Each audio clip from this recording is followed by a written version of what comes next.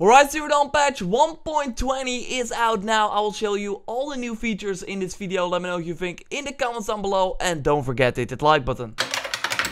So I already discussed all the new features in a video last week when Guerrilla Games announced this patch, but now it's live, you can download it, so let's show you everything in the game. The first thing you will notice when you have the Shield Weaver armor on and you log into the game is the blue bar on top of your health bar. This shows how much life the Shield Weaver has left. The Shield Weaver is also less powerful than it was before on the very hard and hard difficulty, with a 66.6% damage reduction on the very hard difficulty and a 40% damage reduction on the hard difficulty. It will still absorb one attack even if the attack is more than the health of the Shield Weaver, but overall this is a pretty significant nerf because I was fighting some Shadow Carja and one arrow already killed my whole Shield Weaver on the very hard difficulty. But I will do a way more in-depth video about this later on. One of the highlight features of patch 1.20 is the new improved photo mode, adding way more options that will help you create amazing pictures. You can now, for example, change facial expressions of Aloy,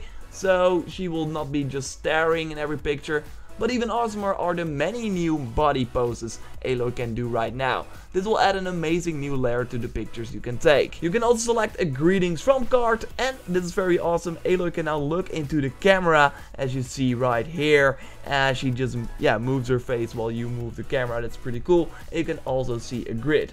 Oh, and if you are in a settlement like Meridian, you also have way more options now. You still can't move the camera, probably because it would be a pain with all the buildings around you, but you can change Aloy's facial expressions, her body pose, and also hide her for some urban only shots. No, not only the photo mode gets an upgrade, there are way more UI updates to the game that makes this the biggest Horizon Zero Dawn patch ever. By the way, it was only 273.7 MB megabytes, the smallest patch as far as I remember. So how the wizards at Guerrilla Games did this is a mystery to me. Maybe they sneaked in some new features in other recent patches. Anyway, if you open the map, you can now access a much requested feature, the legend. So you can filter stuff. Like, I don't want to see the things that I've already completed or where the machines are. I want, for example, a surprise, so you can just do that. You can choose to show things or show them not. Speaking of showing things, you can now also turn off the headpiece of Aloy if you want, for a more varied look of the armors and the outfits. And that's some really cool stuff indeed. The inventory also has a nice little new feature, like being able to sort and categorize your resources, like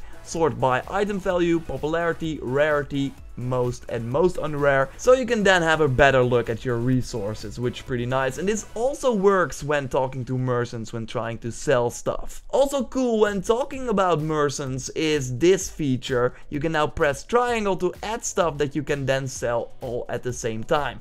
Hold X and you can sell it all at the same time, which is pretty nice, of course. Just like the sorting, this only works for resources. If you want to sell one stack of a resource really fast, you can just hit the square button 2 times and sell the full stack immediately. The crafting menu is also better now, with a green check for things that you're finished. White icons means that you can craft it because you got the recipe, you got all the items. And gray means that you can upgrade it, but you don't have all the items right now. It still looks a little bit fake to me, like what is white and what is gray. So yeah, maybe they can look into that.